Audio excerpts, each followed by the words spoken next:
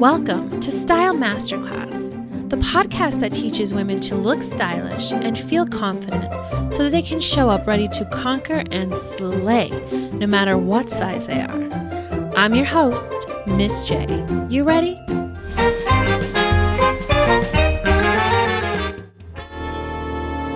Welcome to Modern Charm TV, the YouTube show of Modern Charm School, where we teach 4 things: style, wealth, gumption, legacy, all because we firmly believe that confident women leave legacies.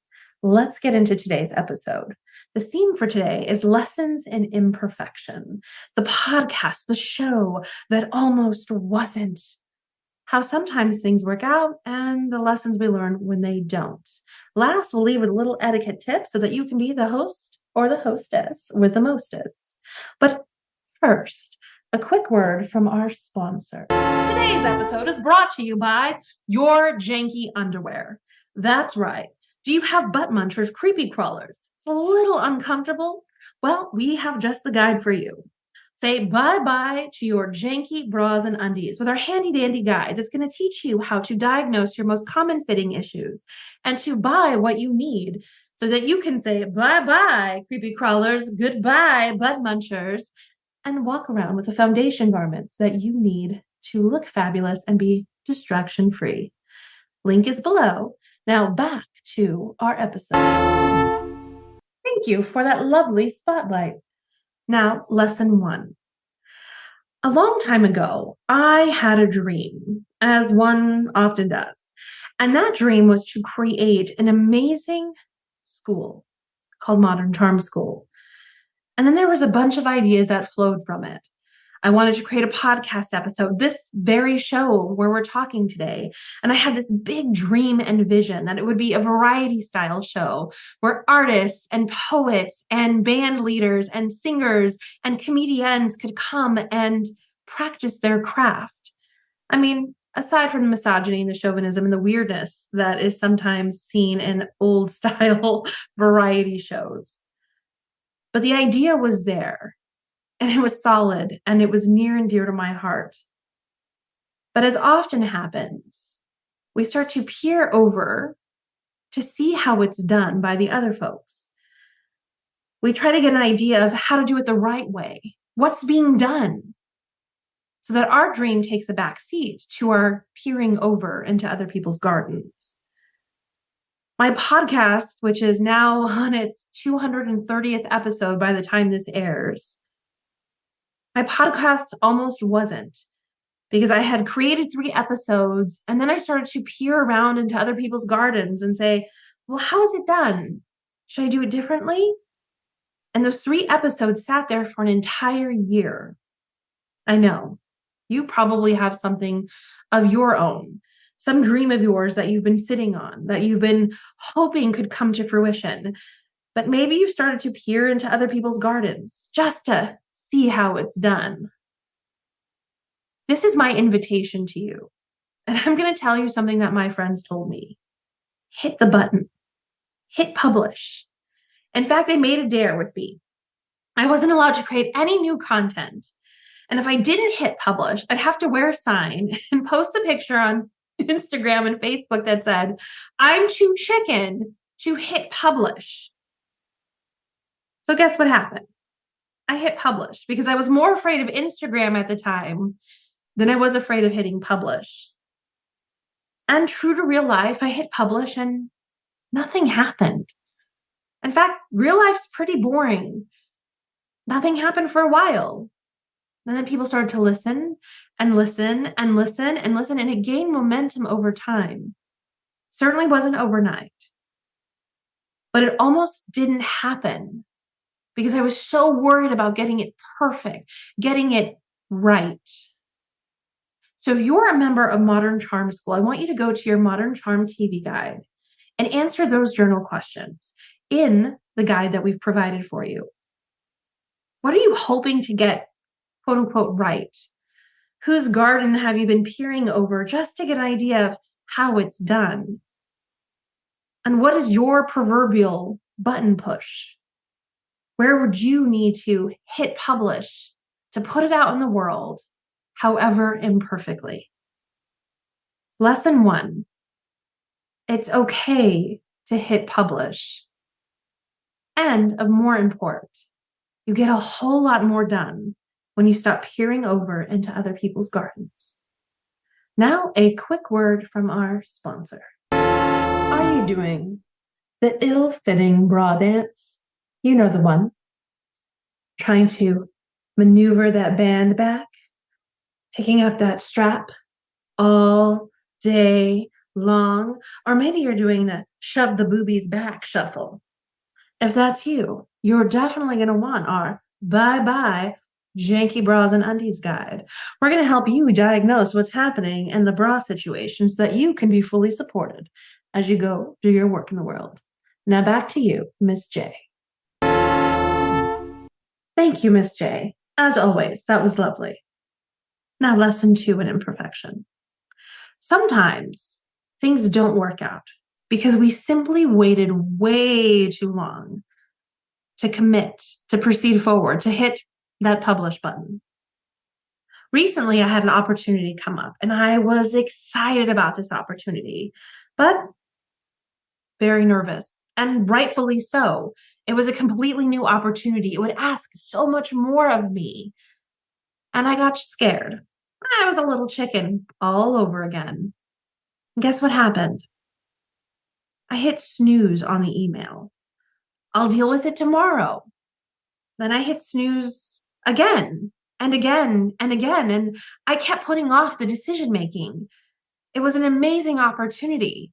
And I thought it would just be there forever. By the time I got the gumption to write back and say, yes, I'm in, I'm so interested, the opportunity had passed me by. Now, that's not to say that no opportunity will ever come again, and perhaps that wasn't meant to be. But I gained nothing with my vacillating, my over ruminating, my trying to justify or explain. Instead, I could have said to myself at any point during this snoozing of the email, hey, I know you're scared. I know this is new and you've never done it before, like so many other things in your life. But maybe this time we recognize that the agonizing is not required. The ruminating isn't going to really change anything. The vacillating between decision making and having the insane negotiation in my head actually solved for nothing. I was kidding myself when I said that I was solving a problem. I was looking at it objectively from all the different angles. Yeah, no, that's not what was happening. I was scared. So, if you're a member of Modern Charm School, I want you to go to your Modern Charm TV guide. Is there something you've been hitting the snooze button on, thinking that somehow the passage of time is going to make the decision for you? Perhaps you're secretly hoping that will be the case, that the opportunity will close, and then the decision's made for you, and you're absolved of any responsibility for having failed to make a decision either way. You're hitting the snooze button on something, my dear Charming. I want you to A, get some coaching on it in Modern Charm School, or B, I want you to figure out what you're afraid of and coach yourself through. If you're not a member of Modern Charm School yet, please note that the Modern Charm TV guide is available to our members, and it's very easy to join. In fact, Miss J has a few words about how to join the charming family.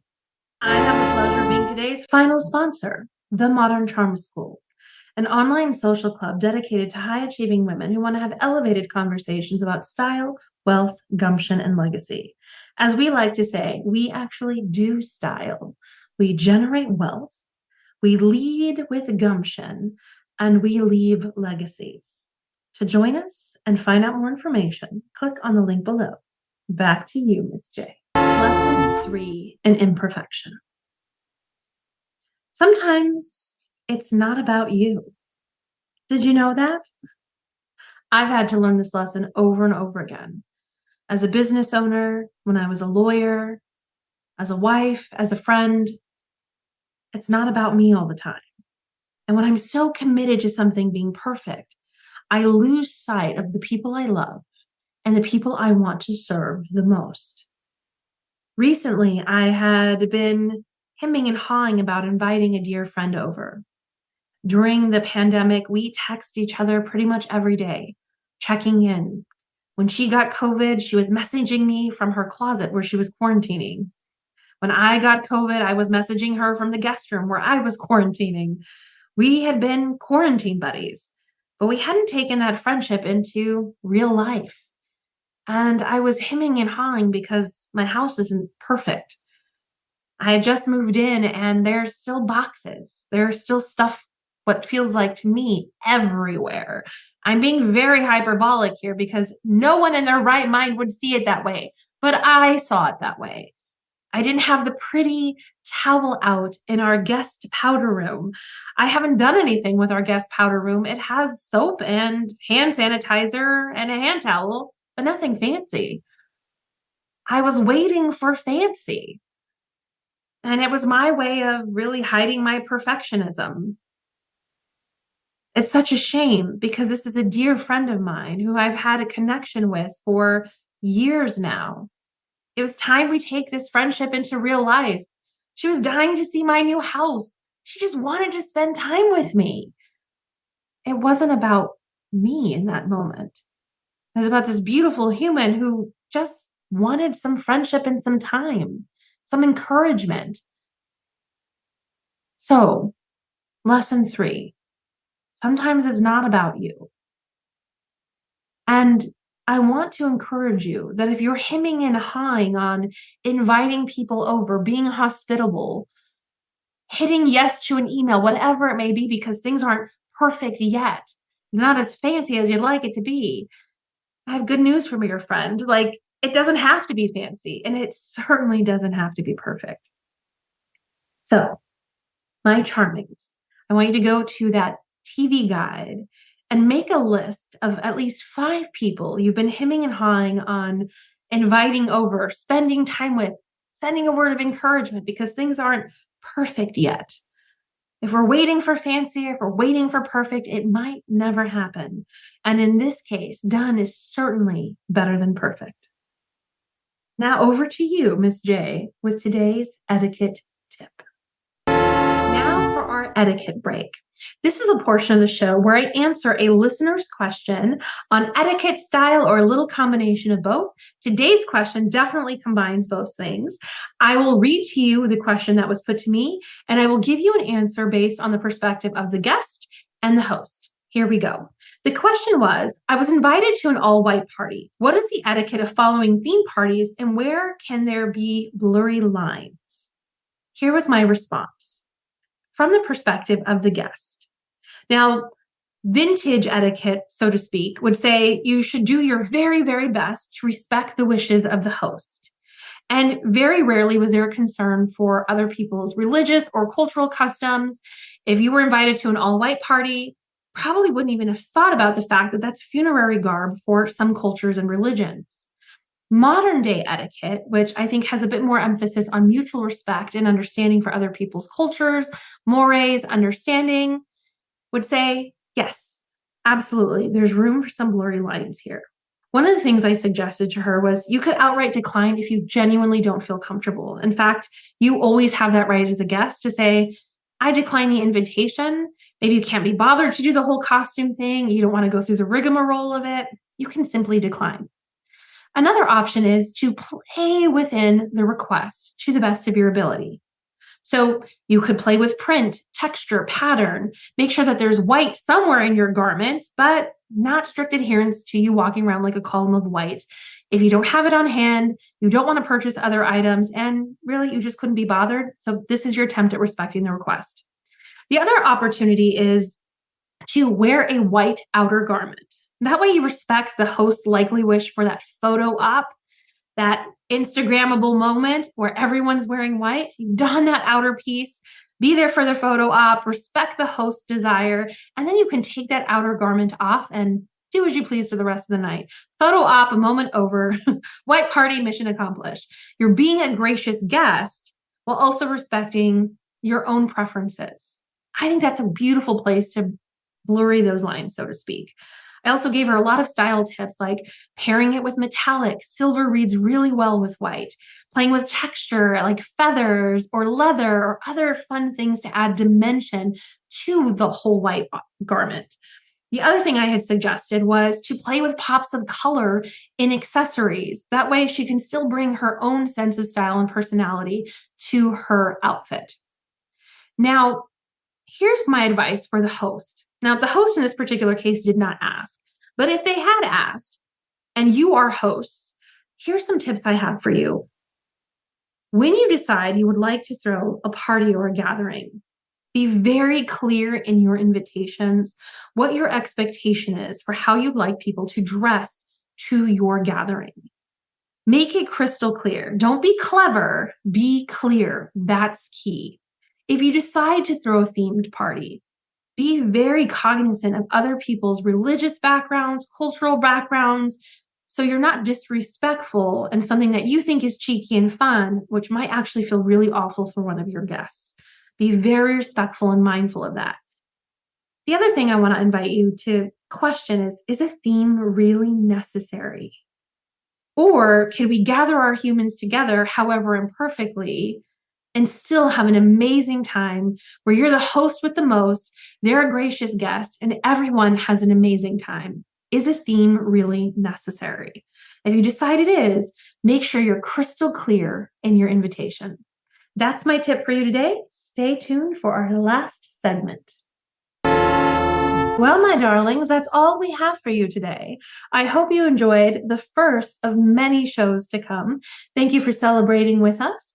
If you have any questions or something you'd like to see, you can write in at coach@judithgaton.com. If you're a member of the Charming family, make sure you see that TV guide chock full of goodies from today's episode.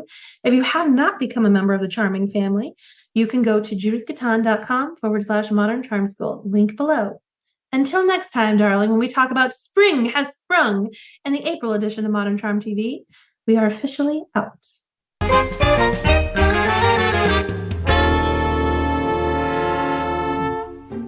Thank you for listening to today's episode. To learn more about how to work with me, go to judithgaton.com. Click on the Start Here button to get access to my free personal style class. I give you a quick style win, a confidence boost, and you walk away with the tools to start getting stylish. Who doesn't love that? See you there. Miss J out.